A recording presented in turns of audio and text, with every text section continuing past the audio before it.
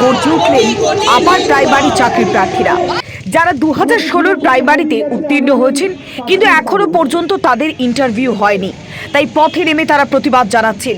আর কতদিন তাদের অপেক্ষা করতে হবে? কারোর বয়স 40 ছুঁয়ে গেছে। তারা বলছেন, বেকারত্ব ঘোচাও, স্কুল বাঁচাও। এই স্লোগানকে সামনে রেখে তাদের বিধানসভা অভিযান কর্মসূচি। বিধানসভা চলবার জন্য তাদের এই আত্মপ্রত্যয়। দীর্ঘদিন ধরে তারা অপেক্ষা করছেন। 2016 তারা চাকরি প্রার্থী। তারপরেই জাতীয় সঙ্গীতের মধ্য দিয়ে তারা তাদের কর্মকাণ্ড, তারা তাদের যে কর্মসূচি, সেই কর্মসূচি শুরু করেন।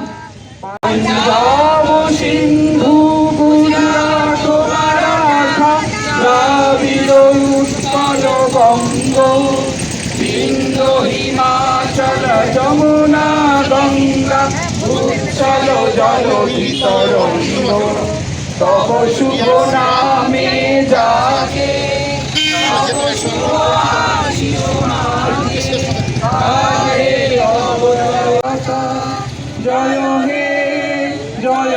চাকরি প্রার্থীরা স্পষ্ট বলছেন, দিনের পর দিন রোদ, ঝড়, জল, বৃষ্টি অপেক্ষা করে তারা পথে নেমেছেন, প্রতিবাদ জানিয়েছেন।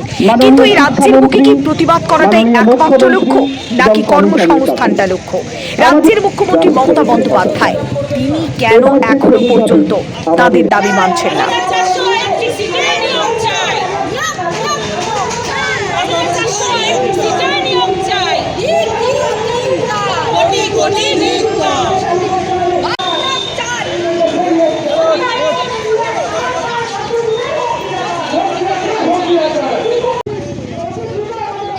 হকের চাকরি তা আদায় করবার জন্য আর কতদিন পথে নামতে হবে?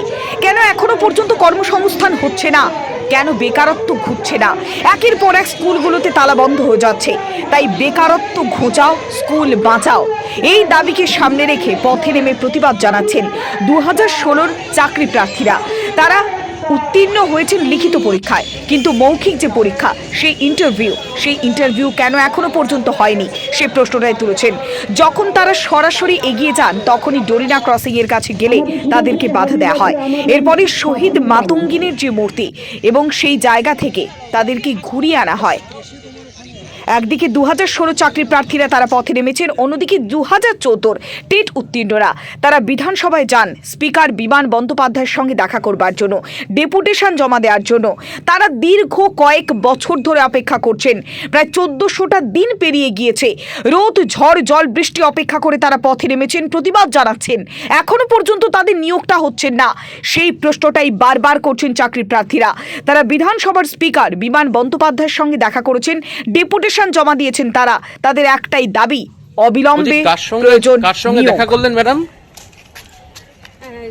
বললেন তো, আমরা তো আর কোন পদে কে আছেন আমরা তো এটা জানি না। আমরা এসেছিলাম বিধানসভায় ডেপুটেশন দিতে। তো আমাদের যে মানে দাবি, আমরা এমন কোনো জায়গা নেই আমরা জানাইনি, ঠিক আছে? তাতে নবান্ন বলুন, আমাদের যে শিক্ষা পর্ষদ আছে, সেখানে সব জায়গায় দাঁড়িয়ে মানে এই 12-14 বছর অতিক্রান্ত হয়ে যাওয়া মানে জীবনের একটা অধ্যায় চলে যাওয়া। আপনারা কি স্পিকারের সঙ্গে দেখা করলেন?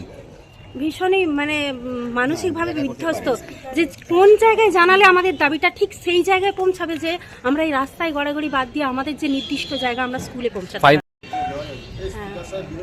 হ্যাঁ বলুন, স্পিকারের সঙ্গে কথা বলতে পারলেন? না, স্পিকারের সাথে কথা বলা হয়নি, কারণ উনি হয়তো আজকে নেই এখানে। জয়েন্ট সেক্রেটারি নাকি ওনার সাথে আমাদের ডেপুটেশনটা এবং বললেন যে যথাস্থানে পৌঁছে দেবে। আমাদের একটাই কথা বললো যে আজকে 2014 সাল থেকে প্রসেসিং শুরু, আজকে 2026 সাল, 26 বছর বয়সে টেট পাস করেছে, আজকে 39 বছর প্লাস হয়ে গেছে, 40 হতে আর কিছুদিন বাকি আছে।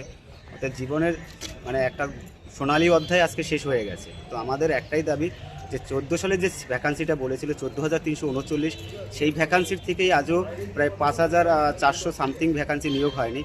তো যেখানে অনগোয়িং প্রসেস চলছে, আমাদের দাবি একটাই যে সেই যে ভ্যাকান্সিটা রয়েছে, সেই ভ্যাকান্সিটা থেকে অন্তত আমাদের যারা বঞ্চিত হয়ে পড়ে রয়েছে, মাতঙ্গিনী 1337 দিন ধরে আজকে অবস্থান বিক্ষোভ করছি। সেখানে 14 সালে আমাদের প্রথম ফর্ম ফিল আপ হয়েছিল 14 সালে।